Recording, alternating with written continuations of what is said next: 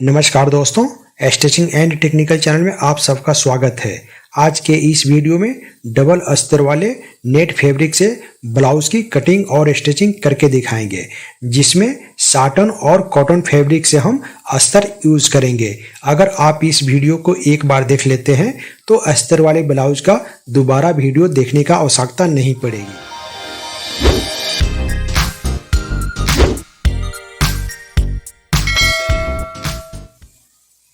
Net,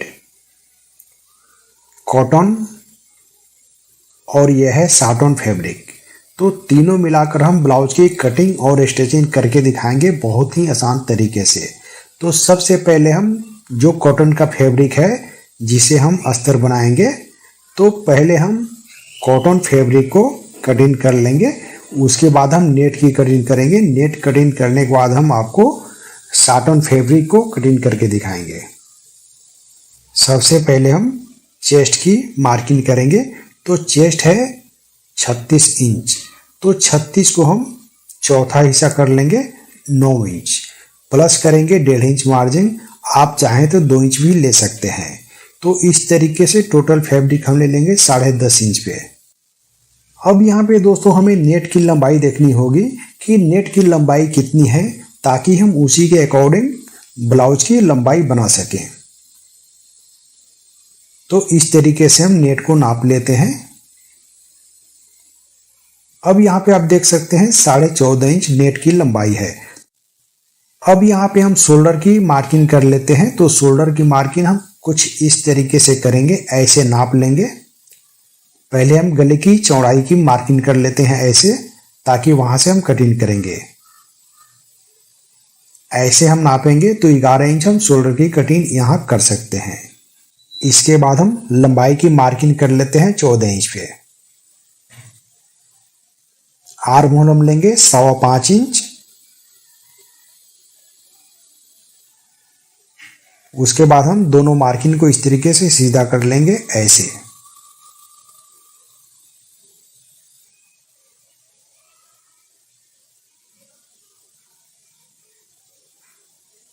उसके बाद हम शोल्डर की मार्किंग कर लेते हैं 5.5 इंच पे। नीचे भी 5.5 इंच पे एक मार्किंग कर लेंगे। उसके बाद 1/2 इंच प्लस कर लेंगे सिर्फ बैक में। उसके बाद हम इस तरीके से मार्किंग को सीधा कर लेंगे ऐसे। अब यहाँ पे दोस्तों हम चेस्ट की मार्किंग कर लेंगे 36 है तो 9 इंच पे। मार्जिन हम दे देंगे 1.5 इंच। उसके बाद हम कमर की मार्किंग कर लेते हैं। तो कमर है इसकी 30 इंच, तो 30 का हम चौथा भाग लेंगे 7.5 इंच, प्लस करेंगे 1 इंच डॉट के लिए, और यहाँ पे 1.5 इंच मार्जिन देंगे। 1.5 नहीं, यहाँ पे हम थोड़ा बढ़ा देते हैं, 2 इंच ले लेते हैं। इस तरीके से कमर की मार्किंग करने के बाद हम आर्म होल की गुनाई घुमा लेते हैं। तो यहाँ पे आप कोई सा भी राउंड स्केल बैठा सकते हैं। अब यहाँ पे दोस्तों होता है कि जैसे हम गला की कटिंग कैसे करेंगे, तो नेट वाले में गला की कटिंग हम पहले नहीं करेंगे। अगर हम पहले गले की कटिंग कर लेते हैं और बाद में जब हम नेट पे बैठाएंगे तो वहाँ गलत होने का चांस बढ़ जाती है। तो इस तरीके से हम साइड में भी मार्किंग कर लेते हैं। उसके बाद हम कटिंग कर लेंगे। हमारे इस चैनल से जुड़े रहने के लिए चैनल को सब्सक्राइब करें और साथ में बेल आइकन को प्रेस कर दें, जिसे नई वीडियो आप तक आसानी से पहुंच सके। तो यहाँ पे दोस्तों बैक की कटिंग हो चुकी है। अब हम आपको फ्रंट की कटिंग करके दिखाते हैं। तो फ्रंट जो है और फ्रंट और बैक में अंतर क्या होती है कि हम चौड़ाई में, यानी कि चौड़ाई में कम से कम 1/2 इंच एक्स्ट्रा लेंगे ऐसे। इस तरीके से हम बैठा लेंगे। इस तरीके से हम अच्छे से बैठा लेंगे। यहाँ दोस्तों नीचे 1/2 इंच और साइड में 1/2 इंच एक्स्ट्रा होना चाहिए फ्रंट में। अब इस तरीके से कटिंग कर लेंगे। यहां भी आप देख सकते हैं 1/2 इंच। नीचे जाकर हम बराबर ले लेंगे, मिला लेंगे। इस तरीके से यहाँ पे डॉट डालने के बाद साइड जो है बिल्कुल बराबर हो जाएगा।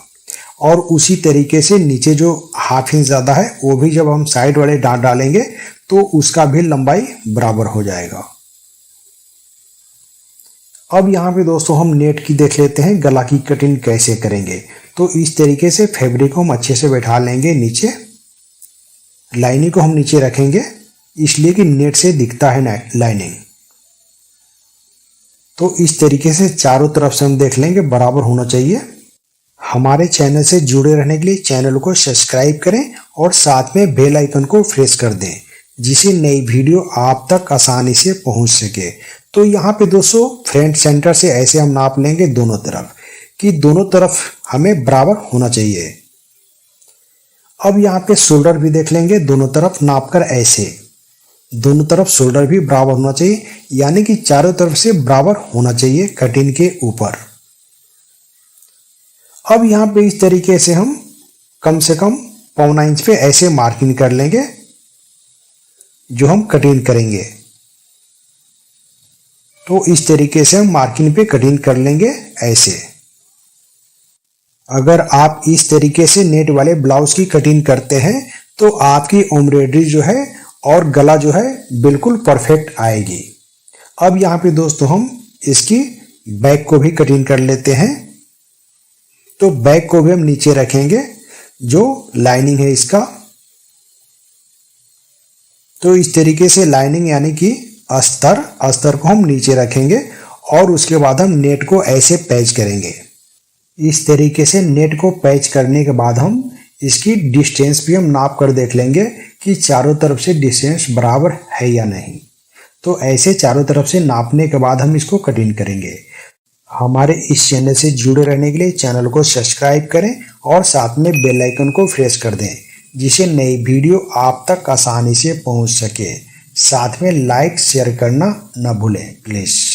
तो इस तरीके से दोस्तों बैक की भी कटिंग हो चुकी है। अब हम आपको साटन फैब्रिक कटिंग करके दिखाते हैं। तो यहाँ पे दोस्तों आपको साटन फैब्रिक कटिंग करते समय बहुत ही सावधानी से कटिंग करना होगा, इसलिए कि फैब्रिक फिसलता बहुत है। तो यहाँ पे इस तरीके से अच्छे से आप बैठा लीजिए फैब्रिक को।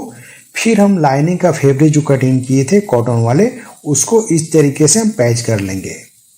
और यहाँ पे हम बिल्कुल फिक्स नहीं कटिंग करेंगे, थोड़ा सा छोड़कर कटिंग करेंगे, इसलिए कि हम सिलाई करते समय उसको थोड़ा बहुत नीचे ऊपर सरका सकें। इस तरीके से फ्रंट की कटिंग हो चुकी है। अब हम आपको बैक की कटिंग करके दिखाते हैं। तो यहाँ भी हम अच्छे से फैब्रिक को बैठा लेंगे। उसके बाद हम इस तरीके से बैक को पैच कर लेंगे अच्छे से।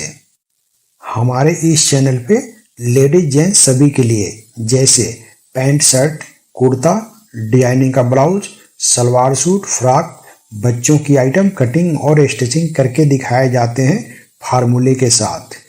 इस तरीके से बैक की कटिंग हो चुकी है। अब हम आपको आस्तीन की कटिंग करके दिखाते हैं। डबल फैब्रिक है, यहाँ पे हम लेस लगाएंगे। अब यहाँ पे एक फोल्ड हम और कर लेंगे, यानी कि दोनों आस्तीन एक साथ कटिंग कर लेते हैं। तो मसल्स हम बनाएंगे 7 इंच। तो 7 इंच मसल्स बनाएंगे। उसके बाद हम एक्स्ट्रा लेंगे 1.5 इंच मार्जिन के लिए। तो सबसे पहले हम ऊपर एक सीधा मार्किंग कर लेते हैं जहाँ से हम स्लोपिंग देते हैं उसके लिए। उसके बाद हम स्लोपिंग के लिए 3.25 इंच पे मार्किंग करेंगे। ये सिर्फ हम लॉन्ग आस्तीन में लेते हैं। अगर आपकी छोटी आस्तीन है तो वहाँ पे 2.5 इंच ले सकते हैं। मसल्स 7 इंच पे हम मार्किंग कर लेंगे ऐसे। 1.5 इंच एक्स्ट्रा ले लेंगे मार्जिन के लिए। यहाँ पे हम 2 इंच पे स्लोप घुमाएंगे ऐसे। तो आस्तीन जो है तो शेप इस तरीके से होना चाहिए। यहाँ से ऊपर मार्जिन छोड़ देंगे। उसके बाद हम 18 इंच पे लेंथ ले लेंगे, लंबाई ले लेंगे। एक्स्ट्रा हम ले लेंगे 3 सूत मार्जिन के लिए। यहाँ भी हम एक सीधा मार्किंग कर लेते हैं। उसके बाद हम नाप लेते हैं मोहरी। तो मोहरी आप अपने हिसाब से बना सकते हैं। हम यहाँ पे 4.25 इंच पे मोहरी की मार्किंग करेंगे और 1.5 इंच एक्स्ट्रा ले लेंगे मार्जिन के लिए। उसके बाद दोस्तों यहाँ पे हम शेप देंगे, जो राउंड शेप होता है। तो इस तरीके से हम थोड़ा सा शेप देते हुए मार्किंग कर लेंगे। मार्किंग पूरा हुआ, अब हम इस तरीके से कटिंग कर लेंगे। यहाँ पे चटका लगा लेंगे सिलाई के लिए। अब यहाँ पे दोस्तों हम इसकी शेप दे देते हैं। तो आस्तीन में शेप देना भी बहुत जरूरी हो, तो 1.25 इंच यहाँ पे शेप दे देंगे ऐसे। फिर हम उसको कटिंग कर लेंगे। तो इस तरीके से आस्तीन की कटिंग हो चुकी है। चलें अब हम डबल अस्तर वाले ब्लाउज की सिलाई करके दिखाते हैं बहुत ही आसान तरीके से। तो यहाँ पे दोस्तों साटन फैब्रिक जो है इसमें उल्टा सीधा होता है। तो सबसे पहले हम उल्टा सीधा देख लेंगे। तो सीधा हम रखेंगे ऊपर, उसके बाद हम एम्ब्रॉयडरी का भी उल्टे सीधे देख लेंगे ऐसे। तो सीधे की तरफ से हम बिठाएंगे। इस तरीके से हम साटन और एम्ब्रॉयडरी वाले पल्ले को पैच कर लेंगे चारों तरफ से।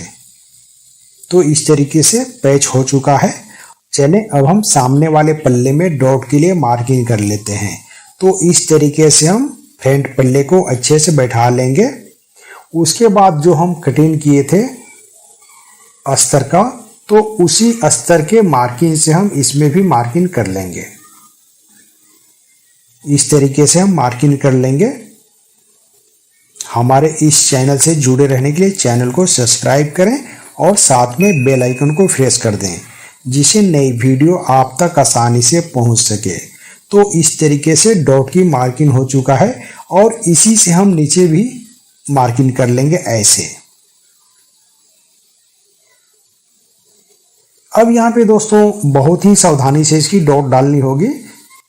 यहाँ पे हमें एम्ब्रॉयडरी देखते हुए डॉट डालना होता है। तो इस तरीके से हम डॉट डालेंगे। दोनों पल्ले जो है अच्छे से पकड़ में आना चाहिए।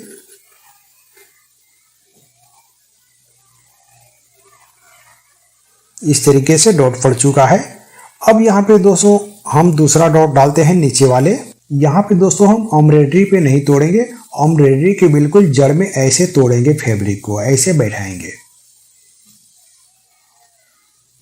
उसके बाद हम 1 इंच की मार्जिन लिए थे कटिंग करते समय। तो यहाँ पे 1/2 इंच पे हम ऐसे सिलाई लगा लेंगे। उसी तरीके से हम साइड में भी डॉट को डालेंगे थोड़ा सा नीचे, ऐसे हम फोल्ड कर लेंगे। यहाँ पे हम 2 सूत मार्जिन लेंगे। अब दोस्तों ऊपर जो हम डाट लेंगे आर्म होल से, तो वहां भी हमें एम्ब्रॉयडरी को बचाना होगा। तो इस तरीके से हम बचाते हुए डॉट को डाल लेंगे ऐसे। इसी तरीके से हम दूसरे साइड का भी डॉट को डाल लेंगे। अब यहाँ पे दोस्तों आप देख सकते हैं कि दोनों साइड का डॉट बिल्कुल कंप्लीट हो चुकी है। उसके बाद हम सबसे पहले शोल्डर ज्वाइंट करेंगे। तो इस तरीके से हम शोल्डर ज्वाइंट कर लेते हैं। इस तरीके से हम शोल्डर ज्वाइंट कर लेंगे। शोल्डर ज्वाइंट करने के बाद एक सिलाई हम और लगाएंगे, इसलिए साटन फैब्रिक है तो साटन फैब्रिक खिसकता ज़्यादा है। तो यहाँ भी हम इस तरीके से ओवरलॉक की तरह ऐसे लॉक कर लेंगे। तो यहाँ हम लॉक कर लेते हैं, तो इसमें से धागे नहीं निकलेगा। ये बहुत ही आसान तरीका है दोस्तों। अगर आप इस तरीके से साटन फैब्रिक को बनाते हैं तो उसमें धागे निकलने की कोई चांस नहीं होती है। अब यहाँ पे हम डोरी पाइपिंग तैयार कर लेते हैं। तो डोरी पाइपिंग बनाने के लिए हमें सिंगल बूट की आवश्यकता होती है। तो सिंगल बूट हम लगा लेते हैं। अब यहाँ पे दोस्तों हम डोरी को अटैच कर लेंगे फैब्रिक में। तो फैब्रिक आपको यहाँ पे लेना है 1.25 इंच। चलें अब हम डोरी को अटैच कर लेते हैं पाइपिंग से। तो ऐसे हम फोल्ड कर लेंगे। एक बात और बताना चाहते हैं दोस्तों यहाँ पे कि सिलाई जो आप लगाते हैं तो बिल्कुल जड़ में होना चाहिए। अगर सिलाई आपकी जड़ में नहीं आ रही है तो बूट को आपको थोड़ा सा सरकाना होगा। चलें अब हम इसकी लटकन और डोरी बना लेते हैं। तो डोरी हम इस तरीके से बनाएंगे। ये भी हम फैब्रिक लेंगे 1.25 इंच का। यहाँ धागा हम खींच देंगे ऐसे लंबा, थोड़ा सा कटिंग कर देंगे फैब्रिक को एक्स्ट्रा जो हम जहाँ से शुरू करते हैं पलटने के लिए। उसके बाद हम इस तरीके से धागे को बांध लेंगे बड़े बड़े नीडल में ऐसे। इस तरीके से आप बारीक से बारीक डोरी पलट सकते हैं। हमारे चैनल से जुड़े रहने के लिए चैनल को सब्सक्राइब करें और साथ में बेल आइकन को प्रेस कर दें, जिससे नई वीडियो आप तक आसानी से पहुंच सके। इस तरीके से आप एक बार डोरी पलटकर जरूर देखें। अगर आप इस तरीके से डोरी पलटते हैं तो अगर आपकी पाइपिंग में ज्वाइंट भी है, जैसे इसमें ज्वाइंट 2 ज्वाइंट है, तो ज्वाइंट भी रहेगा, फिर भी आसानी से उसको पलट सकते हैं। यहाँ पे 3.25 बाई 3.25 का फैब्रिक लेंगे। आप जो लेना है, नेट लेना है या फैब्रिक लेना है, तो इस तरीके से फोल्ड कर लेंगे। फिर हम इसको ऐसे फोल्ड करेंगे एक और। यहाँ पे सीधा टाँकी लगाएंगे, फिर हम घुमा लेंगे ऐसे। मार्जिन हम कटिंग करके निकाल देंगे, फिर हम इसको पलट लेंगे। इस तरीके से आप कम समय में सुंदर लटकन बना सकते हैं। अब यहाँ पे लटकन बन चुका है। चलें अब हम अस्तर की डॉट को डाल लेते हैं। हमारे इस चैनल पे लेडीज जेंट्स सभी के लिए, जैसे पैंट शर्ट कुर्ता, डिजाइनिंग का ब्लाउज, सलवार सूट, फ्रॉक, बच्चों की आइटम कटिंग और स्टिचिंग करके दिखाए जाते हैं फार्मूले के साथ। वीडियो अच्छा लगे तो अपने दोस्तों को शेयर करें। चैनल पे पहली बार आए हैं तो चैनल को सब्सक्राइब करें और साथ में बेल आइकन को प्रेस कर दें, जिससे नई वीडियो आप तक आसानी से पहुंच सके। साथ में लाइक शेयर करना ना भूलें प्लीज। तो इस तरीके से हम डॉट को डाल लेंगे। अब यहाँ पे दोस्तों डॉट को डालने के बाद हम इसका भी शोल्डर यानी कि कंधी ज्वाइंट कर लेंगे। तो इस तरीके से हम बैक और फ्रंट दोनों को कंधी ज्वाइंट कर लेते हैं। शोल्डर ज्वाइंट करने के बाद हम गले में डोरी पाइपिंग और कमर में डोरी पाइपिंग बहुत ही आसान तरीके से लगाकर दिखाएंगे। शोल्डर की मार्जिन जो है कभी भी हम बैक में गिराते हैं। चलें अब हम लटकन डोरी के लिए मार्किंग कर लेते हैं और मार्किंग करने के बाद उस पर हम अटैच कर लेंगे। उसके बाद हम डोरी पाइपिंग अटैच करेंगे। अगर हम इस तरीके से अटैच करते हैं तो उसमें फिनिशिंग बहुत अच्छी आती है और चारों तरफ से आपको गुम दिखाई देगा, मार्जिन कहीं दिखाई नहीं देगा। तो इस तरीके से हम चटका लगा लिए, उस पर हम डोरी अटैच कर लेते हैं। वीडियो कैसा लगा आप हमें कमेंट करके जरूर बताइएगा, ताकि हम इससे भी अच्छे वीडियो आप तक पहुंचाने की प्रयास कर सकें। तो यहाँ पे हम इस तरीके से डोरी को टाक लेंगे। एक बात और बताना चाहते हैं दोस्तों कि अगर आपको फिनिशिंग के साथ सिलाई या कटिंग करना है तो आप इस चैनल को सब्सक्राइब करें और साथ में बेल आइकन को प्रेस कर दें, जिसे नई वीडियो आप तक आसानी से पहुंच सके। तो यहाँ पे डोरी अटैच हो चुका है। अब हम आपको डोरी पाइपिंग फिनिश करने का तरीका दिखा रहे हैं, बहुत ही आसान। डोरी हम कच्चा करेंगे बैक से और शोल्डर ज्वाइंट से कम 1 से 1.25 इंच नीचे। यहाँ पे हम डोरी को इस तरीके से थोड़ा सा तिरछा कर लेंगे, यानी क्रॉस कर लेंगे। फिर हम डोरी को थोड़ा सा खींच कर रखेंगे। अगर हम डोरी को खींच कर नहीं रखेंगे तो गला फलकने लगेगी, तो थोड़ा सा हम डोरी को खींच कर रखेंगे ऐसे। इस तरीके से हम अटैच कर लेंगे। ये देखिए यहाँ पे बिल्कुल मिला दिए हम। तो इस तरीके से आप भी मिला दीजिए। यहाँ ज्वाइंट भी आपको मोटा नहीं दिख रहा होगा। अब उसके बाद हम लाइनिंग को नीचे रखेंगे। यहाँ पे हम थोड़ा सा कट लगा लेंगे ऐसे।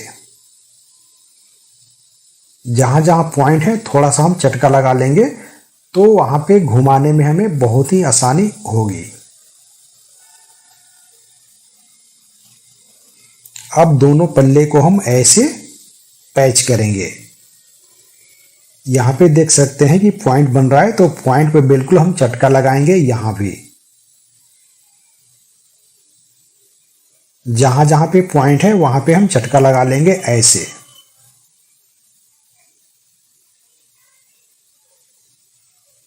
चटका हम थोड़ा सा अलग लगाएंगे, बिल्कुल सिलाई पे नहीं लगाएंगे।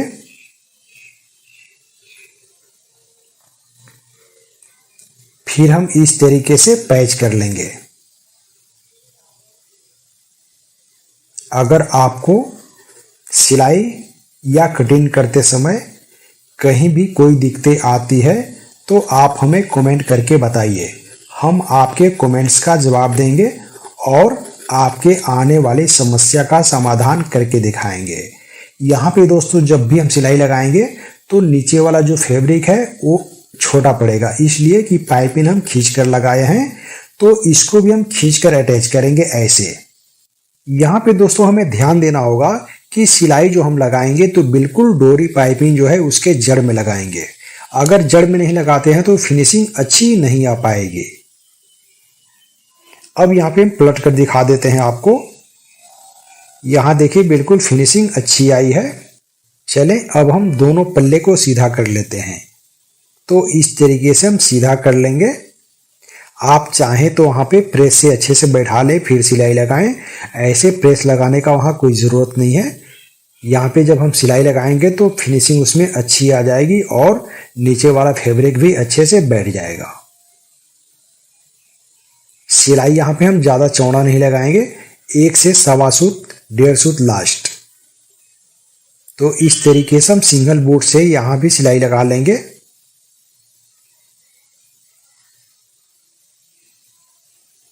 अब यहाँ पे दोस्तों आप गले की फिनिशिंग देख सकते हैं कि गले में फिनिशिंग कितनी अच्छी आई है और चारों तरफ से गुम पाइपिंग लग चुका है।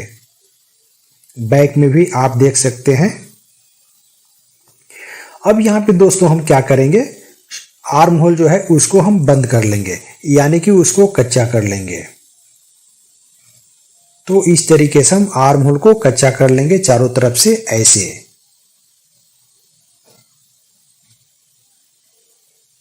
एक्स्ट्रा मार्जिन थोड़ा बहुत निकलेगा उसको हम झाड़ देंगे। उसके बाद हम दूसरे साइड को भी आर्म होल उसी तरीके से पैच कर लेते हैं। यहां पे हम अच्छे से मिला लेंगे शोल्डर से और थोड़ा बहुत जो फैब्रिक होगा उसको कटिंग करके निकाल देंगे, इसलिए कि साटन का फैब्रिक है वो थोड़ा बहुत निकल ही जाता है, तो इसलिए हम उसको अच्छे से कटिंग करके निकाल देंगे। बैक में डोरी पाइपिंग लगाने से पहले हम बैक के डॉट को डाल लेंगे। तो यहाँ पे दोस्तों जितना हम कटिंग करते समय मार्जिन लिए थे उतना ही मार्जिन पे हम डॉट को डाल लेंगे ऐसे। तो इस तरीके से डॉट पड़ चुका है। अब हम इसमें पाइपिंग लगाएंगे। तो पाइपिंग हम इसमें जो अपर पल्ला है उसमें हम अटैच करेंगे।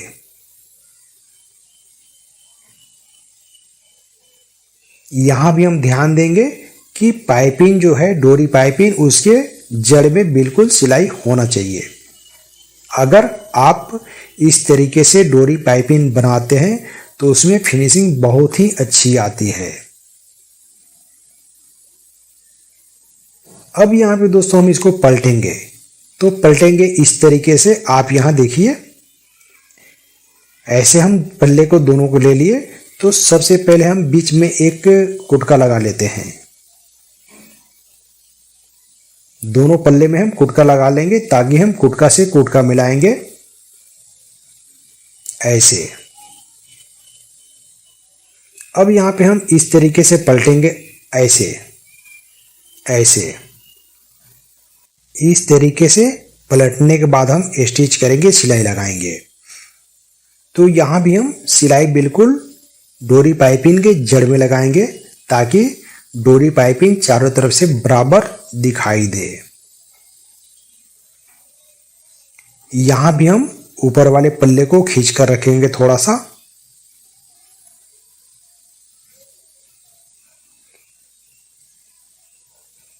तो इस तरीके से हम पलट लेंगे।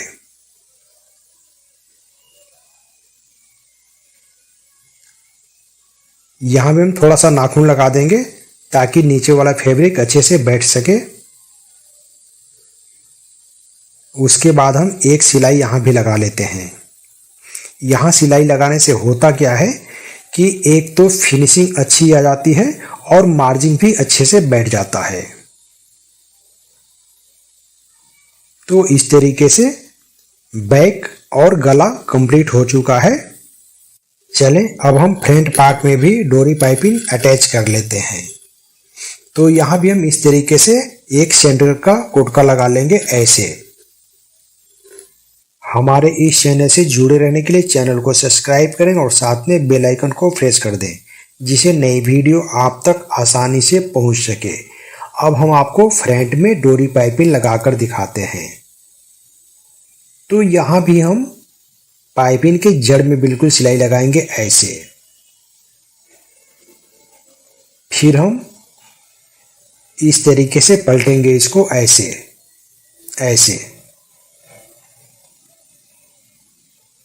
यहां भी हम बिल्कुल जड़ में सिलाई लगाएंगे। ऊपर वाले पल्ले को हम थोड़ा सा खींचकर चलेंगे ऐसे।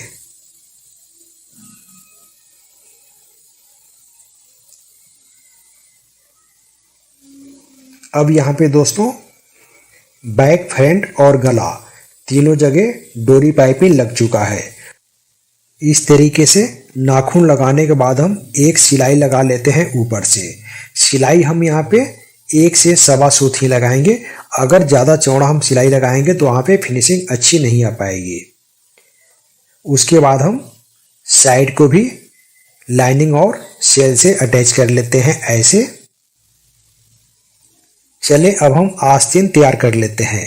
तो यहाँ पे दोस्तों हम जो साड़ी का किनारी होती है, लेस होती है, उसी से हम फिनिश करेंगे। तो यहाँ पे हम 2 टुकड़े कर लेते हैं 2 आस्तीन के लिए।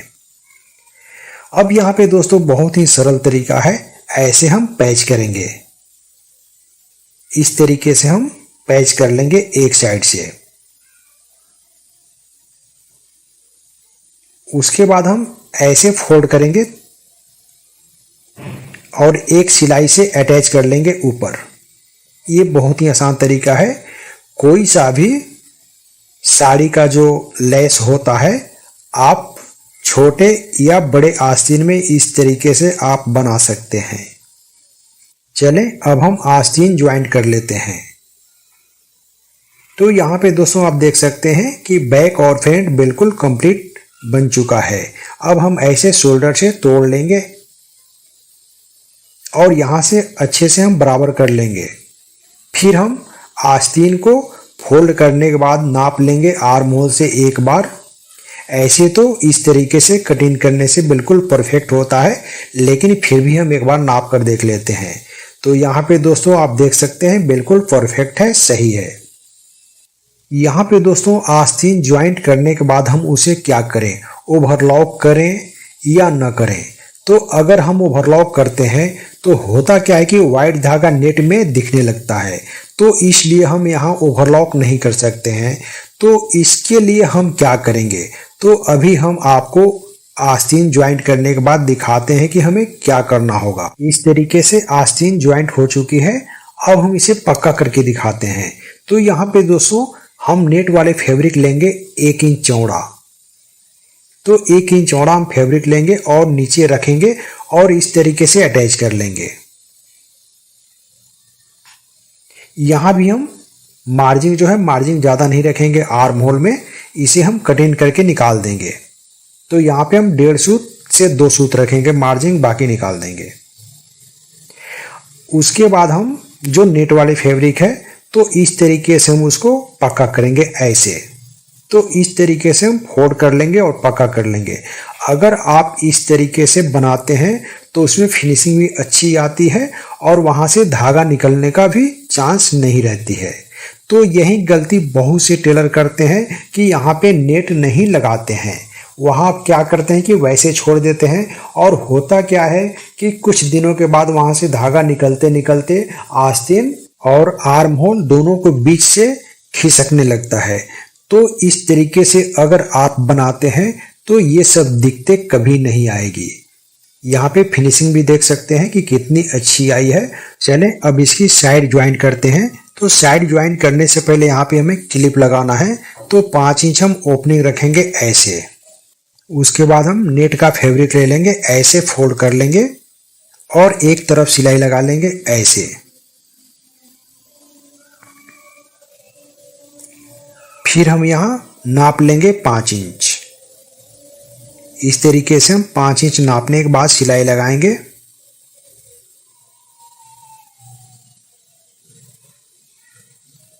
उसके बाद हम इसको पलट लेते हैं। आप चाहें तो यहाँ साइड में जीपर भी अटैच कर सकते हैं, फिनिश कर सकते हैं, लेकिन हम अपने कस्टमर के हिसाब से यहाँ पे हुक लगाएंगे। हुक या जीपर कभी भी लेफ्ट साइड यानी बाएं साइड में लगाई जाती है।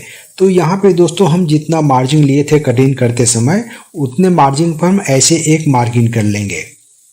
ये है बैक, तो बैक में हम इसकी हुक के लिए काज बनाएंगे और फ्रंट पल्ले में हम हुक लगाएंगे। तो इस तरीके से हम नेट वाले पल्ले को ऐसे पैच कर लेंगे। पहले नीचे वाले फैब्रिक को हम थोड़ा सा खींच कर रखेंगे, इसलिए कि नेट फैलता है। एक सिलाई हम और यहाँ पे लगा लेंगे, इसलिए कि वहां पे हमें हुक के लिए काज बनाना है। अब यहाँ भी एक सिलाई से हम इसको पैच कर लेते हैं। अब ओवरलॉक कर लेते हैं इसको। अब यहाँ पे ओवरलॉक भी हो चुकी है। अब हम इसकी साइड ज्वाइंट करेंगे। तो इस तरीके से हम नीचे से बिल्कुल बराबर कर लेंगे ऐसे।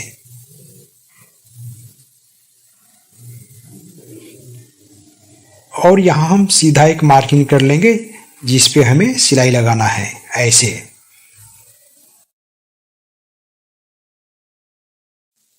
उसके बाद हम अच्छे से आर्म होल की ज्वाइंट मिला लेंगे ऐसे। मिलाने के बाद हम इसको स्टिच कर लेंगे, सिलाई लगा लेंगे। उसके बाद हम ऐसे घुमा लेंगे सिलाई उसकी। उसके बाद हम इसकी आस्तीन की ज्वाइंट कर लेंगे। आस्तीन की ज्वाइंट हम नीचे से करेंगे, इसलिए कि मोहरी का नाप लेना होता है हमें। तो मोहरी हम बनाएंगे 4.25 इंच। डबल सिलाई लगा लेंगे यहाँ पे हम। वीडियो अच्छा लगे तो अपने दोस्तों के पास शेयर करें, और चैनल पे नए आए हैं तो चैनल को सब्सक्राइब करें और साथ में बेल आइकन को प्रेस कर दें, जिससे नई वीडियो आप तक आसानी से पहुंच सके।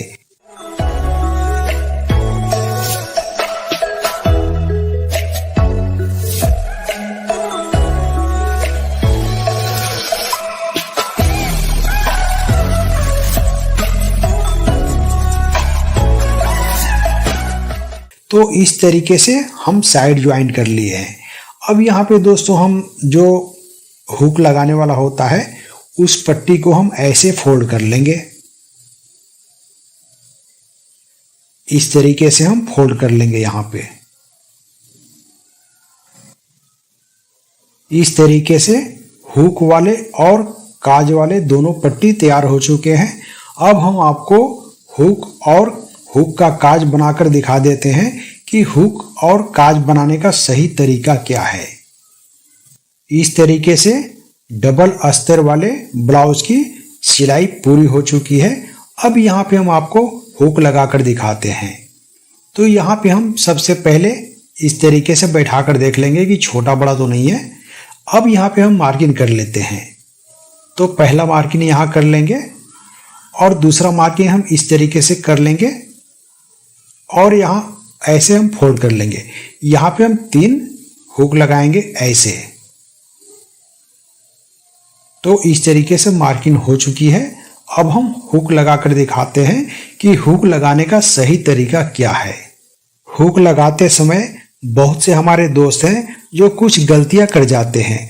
तो गलतियां दोस्तों ये है कि कभी भी हुक लगाते समय नीचे का फैब्रिक है उसे हमें पकड़ना होता है। अगर हम नीचे का फैब्रिक नहीं पकड़ते हैं तो होता क्या है कि जब भी हम क्लिप को यानी कि हुक को लगाते हैं तो उठा उठा सा दिखने लगता है। तो इसलिए हम नीचे से फैब्रिक पकड़ेंगे और ऊपर का फैब्रिक भी पकड़ेंगे। और यहाँ हम क्या करेंगे, यहाँ भी नीचे का फैब्रिक पकड़ेंगे और ऊपर से ऐसे टाँकी बांधेंगे। कम से कम यहाँ हम 2-4 टाँकी बांधेंगे। सबसे ज़रूरी यहीं पे टाँकी बांधना होता है और हम इस तरीके से टाँकी बांधेंगे यहाँ पे ऐसे, और नीचे का फैब्रिक यहाँ पकड़ में आना चाहिए इस तरीके से। तो अगर आप इस तरीके से हुक को लगाते हैं तो हुक बंद करने के बाद जो प्लेकेट होता है वो उठा उठा कभी नहीं दिखेगा। चले अब हम काज बनाने की बहुत ही आसान तरीका आपको दिखाते हैं।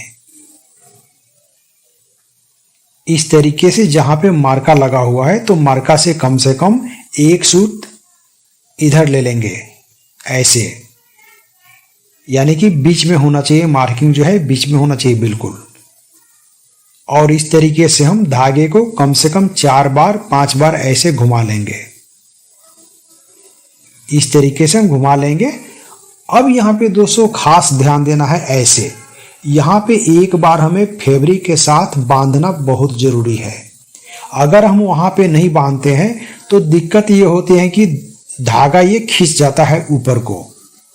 और यहाँ पे इस तरीके से हम बांधेंगे जैसे हम काज बनाते हैं वैसे, बिल्कुल काज की तरह यहाँ पे हम टाँकी लगाएंगे। इस तरीके से टाँकी लगाने के बाद एक गांठ यहाँ भी हम बांधेंगे फैब्रिक को पकड़ के। इससे क्या होता है कि दोनों तरफ से बंध जाता है और ये जो काज है वो बड़ा होने का चांस नहीं रहता है। अगर हम दोनों साइड में नहीं बांधते हैं तो होता क्या है, जब हुक लगाते हैं तो काज वो नीचे का धागा जो है वो सड़क के ऊपर आ जाता है। तो ये सब छोटी छोटी बात आपको ध्यान में रखना चाहिए। तो हम इसका क्लिप भी लगाकर दिखा देते हैं। ऐसे अब यहाँ फिनिशिंग भी आप देख सकते हैं कि फिनिशिंग कितनी अच्छी आई है साइड का। अब हम पूरे ब्लाउज का भी बैठाकर दिखा देते हैं। अब यहाँ दोस्तों आप देख सकते हैं कि ब्लाउज में चारों तरफ से फिनिशिंग कितनी अच्छी आई है। अब यहाँ आर्म होल देख लीजिए कि मार्जिन वहाँ नहीं दिख रहा है, गला जो है यहाँ भी एक्स्ट्रा मार्जिन नहीं दिख रहा है, यानी कि चारों तरफ से आपको गुम सिलाई दिखाई देगा। डबल अस्तर वाले ब्लाउज की कटिंग और स्टिचिंग पूरा हुआ। वीडियो अच्छा लगे तो अपने दोस्तों को शेयर कर दीजिए और चैनल पे नए आए हैं तो चैनल को सब्सक्राइब कर लीजिए, साथ में बेल आइकन को प्रेस कर दीजिए जिससे नई वीडियो आप तक आसानी से पहुंच सके। साथ में लाइक शेयर करना ना भूलें प्लीज़। अगले वीडियो में फिर मिलेंगे। नमस्कार।